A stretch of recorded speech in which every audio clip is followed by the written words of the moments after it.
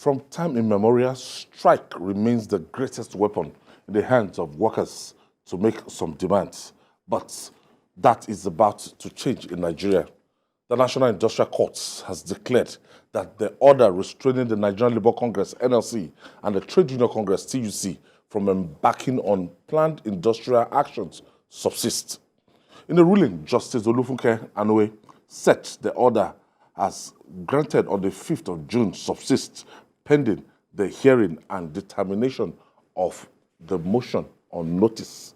In addition, the court ordered the parties to maintain the status quo and adjourn the matter until the 20th of July for hearing. GKB.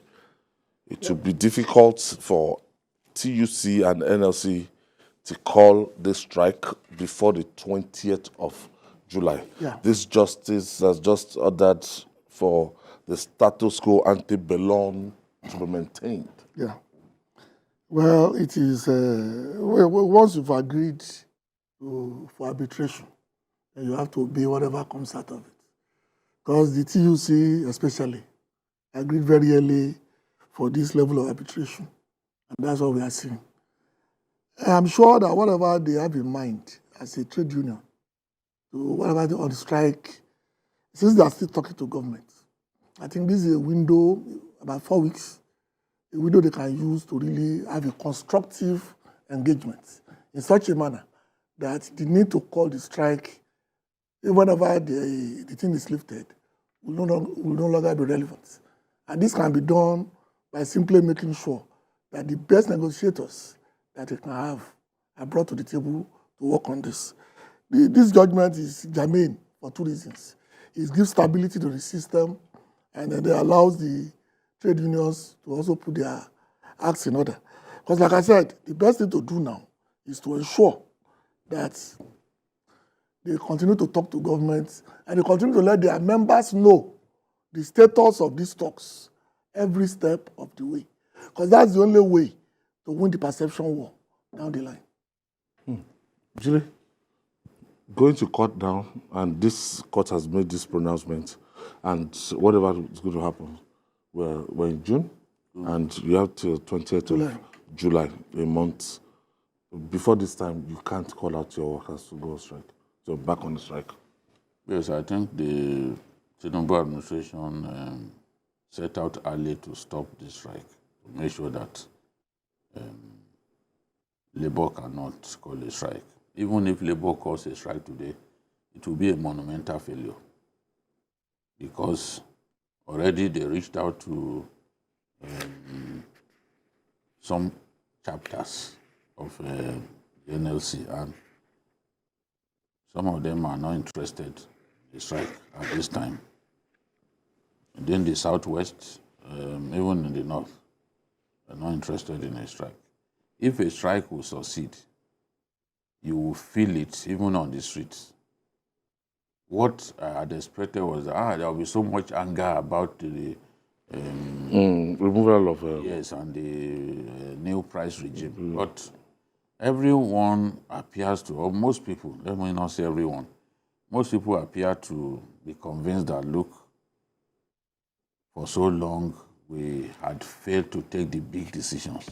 And this is the time to take the big decisions in the interest of everybody. And thanks to people like Mamadou Sanusi, former Emir of Kano, who said, look, things will be difficult because a lot has been damaged. If anyone tells you that things will not be difficult, don't vote for that person. Ignore that person because he's a liar.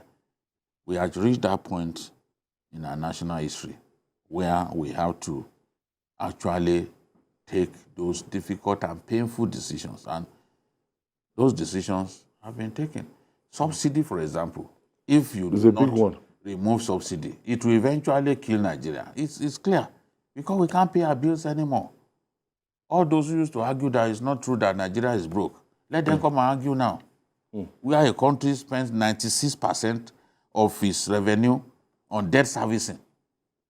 Not the principal. You are servicing the interest with that kind of money. And you want that subsidy to continue. How come that the greater anger over removal of subsidy is in fact up to Central African Republic. Our neighbors. Nigerian oil is being sold. It's our neighbors, Cameroon, Chad. Those ones are crying more than the bereaved. Benin. They are the ones who are Niger. They are the ones The subsidy in Nigeria, those are crying. No, because because it benefits them. They've been enjoying it. They've been enjoying it for years. It stopped. And Asiwaju told the emirs that enough of being Father Christmas to neighboring countries. It has to stop. So that's why I said when Ajaero said, "Oh, we will not discuss with government again unless they revert to the old price." Nobody reverted to the old price, but they went to attend meeting. They said they will not attend. TUC was already there. So in order not to for TUC not to take the singular credit of negotiating with government and securing some concessions for workers, Ajaero and Co. quickly rushed to go and join them at that meeting. He didn't wait for them to revert to the old price. Now, what Ajaero and Co. should be doing is continue these talks. Asiwaju spoke about the need for salary increase even before Labour asked for it. He spoke about the need for salary increase when he had that meeting with APC governors. So now they should sit down with government and hammer out the framework for a post-subsidy era, the palliatives, what will ensure that the pain is not severe on our people. No one can deny that there will be pains. And I've seen that NEC meeting. You saw the report of the NEC the meeting, where they're already saying, okay, there will be consequential adjustment to salaries of workers, and they were talking about more than 700 billion or so being set aside. They are talking about compressed natural gas. Okay, Jire, and all of just those hold on. things. We'll take this break. When we come back, we'll talk more. We'll be right back after this amount.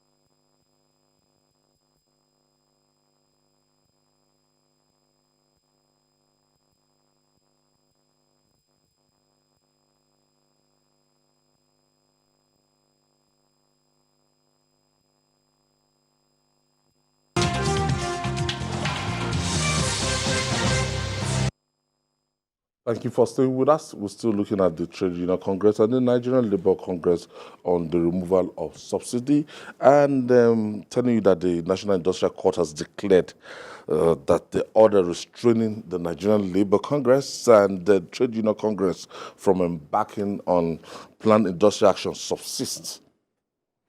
So, Jide? Yes. What if I were Ajaero and Co., the issue of strike will be out of the way.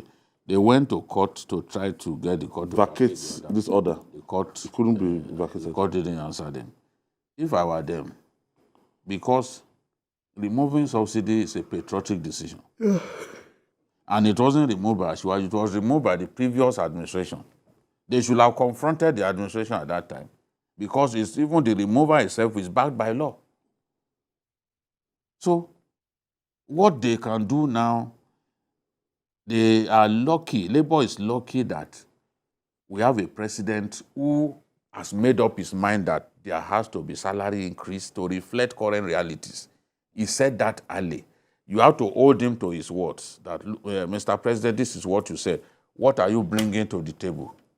TUC has asked for 200,000 minimum wage. That's a good starting point. At the end of the day, they won't get what they have asked Of for. course not.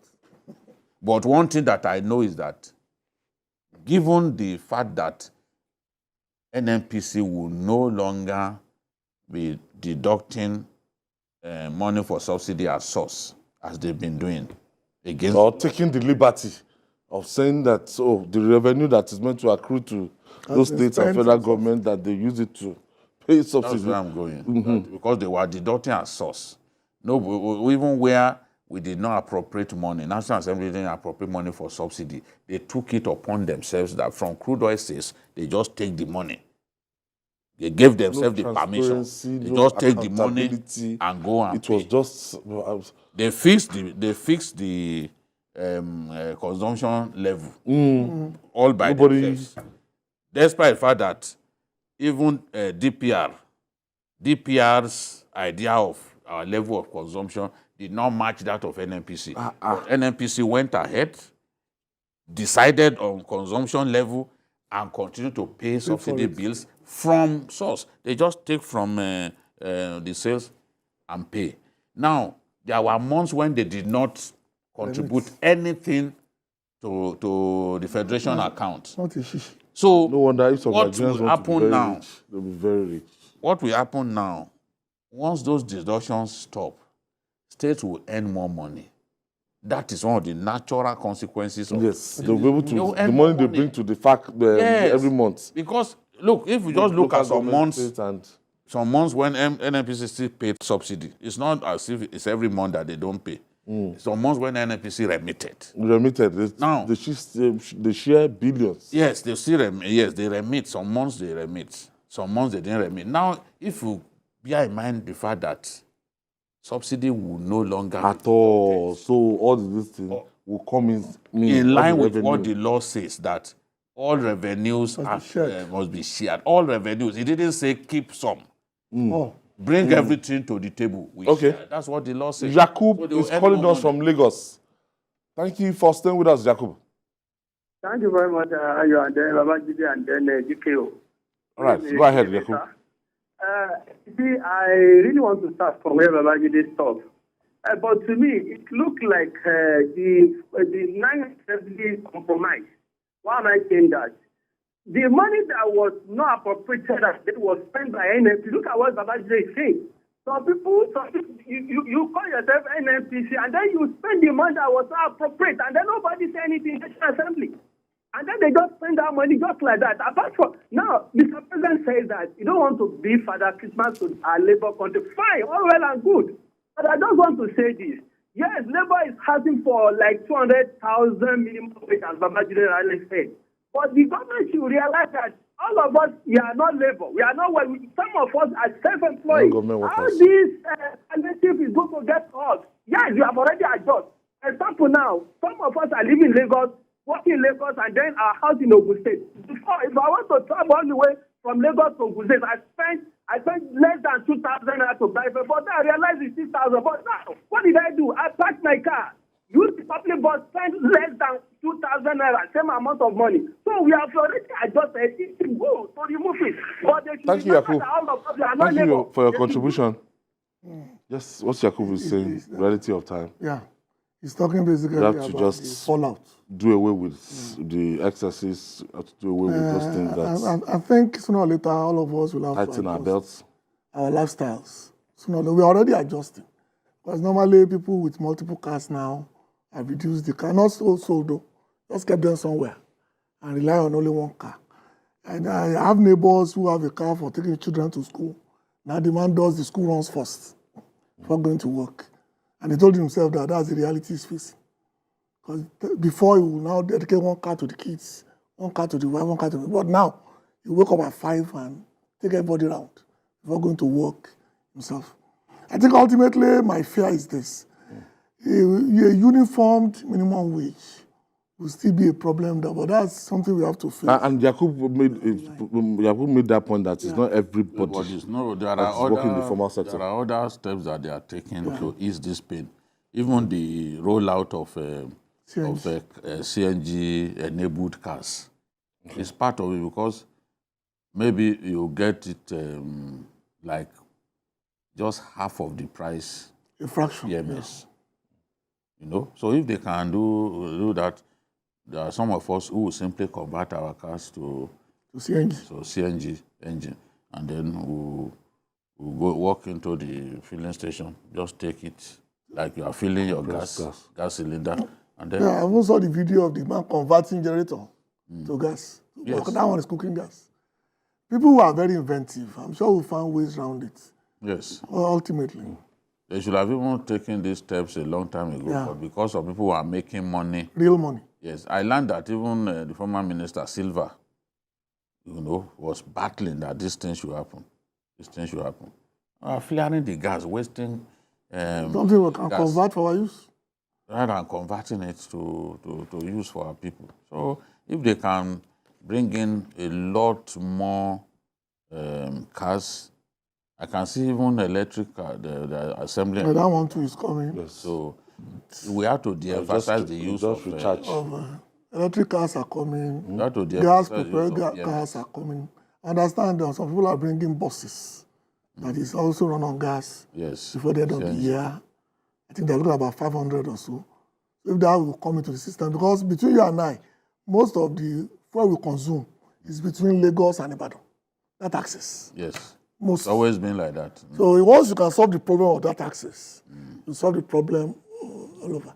And of course, some people even talked about reverting back to, or we've not done it before, starting with the American system of paying by the hour, which they thought would make things better. So you can now work 3-4 jobs. A stable power supply. And once the power is stable. That means you can simply do 2 hours here, 4 hours A here. lot of us spend money on our generators, but we don't want to sleep in darkness and all that. If we have stable power supply, of course, that will be part of easing the pain. So government must work hard to ensure that that happens. And with the law now permitting states to And companies. generate electricity, Because I told people, I don't know why places like Unilag and UI should be on national grid now.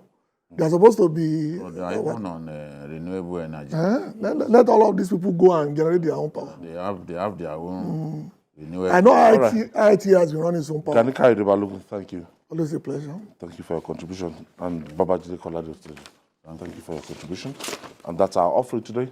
Join us tomorrow for another episode of the program. You can watch the repeat broadcast tonight at 11 p.m. Join us this Sunday for Journalist Hangout on Sunday from 1:30 to 3:30 p.m. I'm Ayodele Ozubaku. See you tomorrow, and God bless Nigeria.